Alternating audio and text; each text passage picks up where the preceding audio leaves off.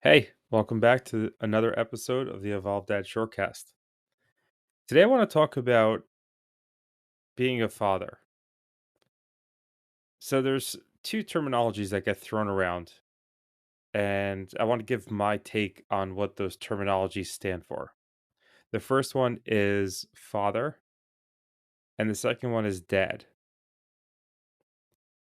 Now, for the most part, I'd say these are used interchangeably until it comes to a point where there may not be an involvement of a father.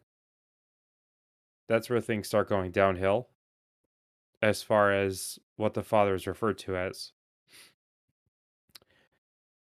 Dad, on the other hand, is something that I've never heard anyone that has no relationship with their father or has a bad relationship with their father call them dad. Dad seems to hold an endearment and a special bond between father and child. So, father is essentially, as far as I see it, it's biological. The father is the person that, as I heard recently on a podcast, I don't recall who it was, saying he's the sperm donor and nothing more than that. In situations where the father may not have been there for their child. But you never hear that about a dad.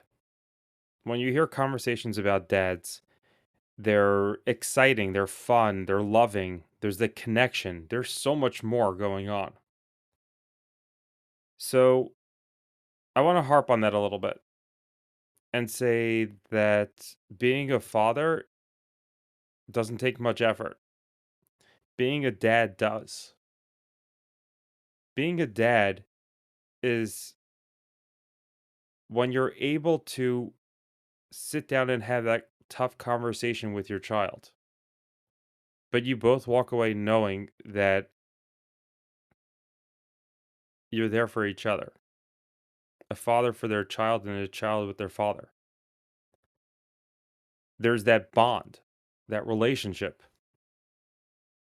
Being a dad is having a catch with your kids. Being a dad is helping teach your child learn how to ride their bike. But it's really more than just those basics.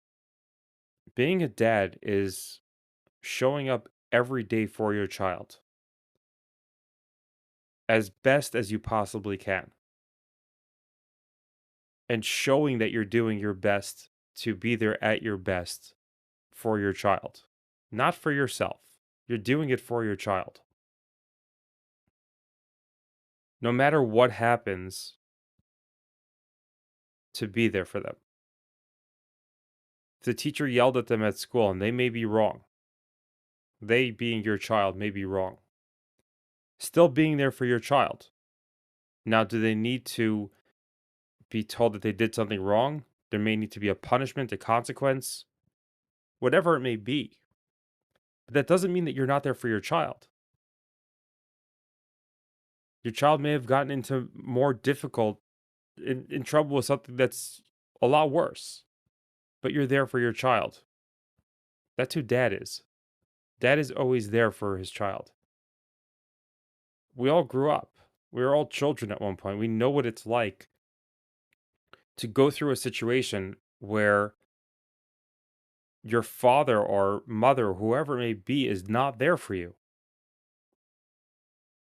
Whether it's intentional or unintentional, sometimes you can't get in touch with the parent, or sometimes the parent is just ignoring you. And we know what those moments are like, where you feel lost, where you feel like you don't have anything. You don't know where to turn next. And I try to revisit those moments, not to cause myself pain, but I try to revisit those moments to reinstill in myself what being a dad really is about and what it's not about. And to remember that my kids need me there as a dad. They don't need me as a father. They didn't choose to have me as their father, but they have the choice whether they're going to choose me as a dad. And I know that no matter what, I want to be there and I'm going to do everything that I can to be there for my children through every single part of their life. If there are points where they want me to back off, I'm going to back off because that's what my child wants. But I will be there ready and available for my child whenever they want. And I'm going to do it to the best of my abilities. Am I going to screw up? I'm sure I will because that's just human nature. That's reality of it. There are times where I have gone back and apologized to my children because I felt that a situation played out where I was totally incorrect and they may have taken it as if they were wrong, but they weren't. And I want them to understand that daddy is not perfect, but he's going to work on himself and do better all the time. And it's not, as some people say, a subservient thing to your child. You're giving them tools, it's growth. You're showing them that no, we may seem like we're that perfect person that can conquer and accomplish anything, but we're gonna mess up. And the most important thing is to acknowledge that we messed up. The ability to say, I'm sorry, I made a mistake, I screwed up, I lost my temper, I forgot. To assign that failure, to assign that thing that was done wrong, to assign that thing that was missed to yourself, to take ownership of it. But not only to own it, but to say, I'm going to do better in the future. I'm going to work on myself so next time I don't blow up.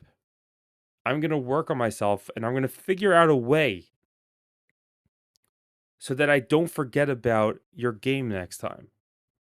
Doing those little things, aside from the fact that you're creating a much stronger bond with your child because they understand that you're there to build that relationship. You want to be there for them no matter what. You want to do whatever you can for them, while at the same time giving them the tools of owning their lives, owning their failures, owning their successes, and being able to grow into the person that you hope that they can become. The person that has the tools to be able to become even greater. I don't want my kids to be like me. I want my kids to be greater than me. I don't want them to have to start off with these things that I started off with. I want them just to thrive. I don't want them to have endless amounts of money. I want them to be happy. Whatever happiness becomes for them. And I want them to thrive. I want them to be able to take that and to give it over to the next generation. That's all I want. But I want them to be better. And that's why I work on myself every single day. And that's why I have the hard conversations with them. And that's why I own when I mess up.